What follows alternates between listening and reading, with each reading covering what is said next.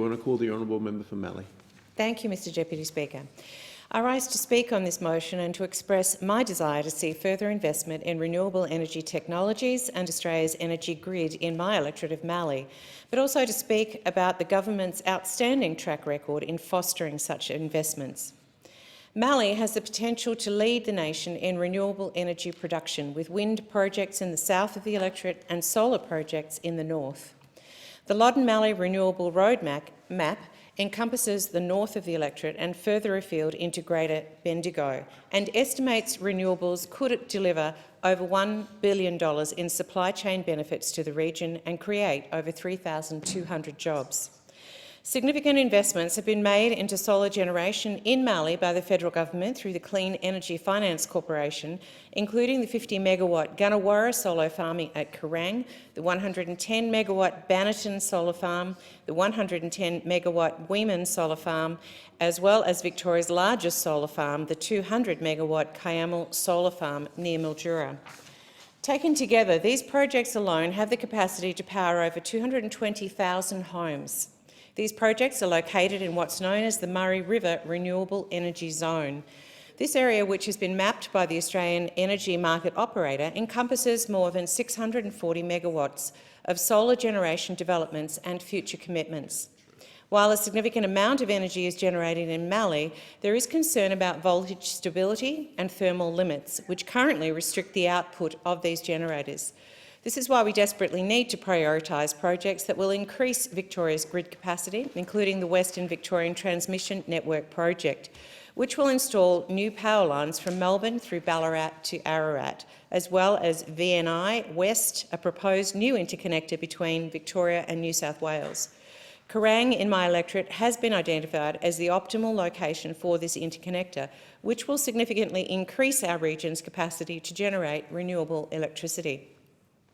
Tom O'Reilly, the CEO of Gunawarra Shire Council, told me that if Kerrang is chosen as the location for this interconnector, it will be a game changer for the region. He said that there are millions of dollars worth of private sector investment knocking at his door, and that a commitment to this project would open the floodgates for solar generation in northern Mallee. Another exciting project happening in Mallee is the Donald and Tarnagulla microgrid feasibility study.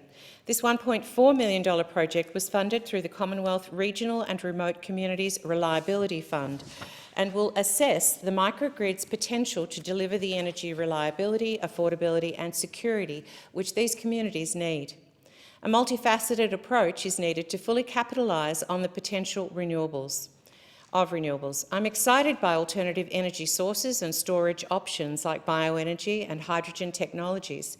In Mallee, we are lucky to be home to a world-first bioenergy project at Select Harvests in Robinvale, which utilises almond hulls and shells as a source of energy. This project generates enough energy to power the Carina West almond processing facility and the irrigation pumps at the Carina Orchard. It has also led to the creation of 8 new career opportunities for permanent staff at Select Harvests. There is also enormous potential for hydrogen to be used as a clean fuel source and as a mechanism to store energy, which will become increasingly important as renewables become a large portion of Australia's energy mix. Mallee also stands to gain from innovations in hydrogen storage technologies. Excess energy that is generated from other sources, including solar, that would otherwise go to waste, can be stored in hydrogen molecules.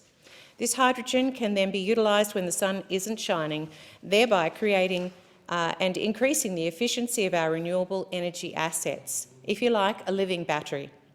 I support Australia's National Hydrogen Strategy adopted by COAG and the federal government's $300 million Advancing Hydrogen Fund.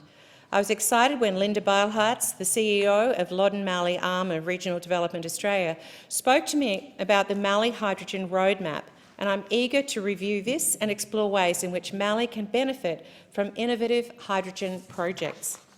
Mr Speaker, I support ongoing investment into renewable energy technologies in my electorate and in Australia's energy grid infrastructure, and I will continue to support the development of related projects in my electorate of Mallee.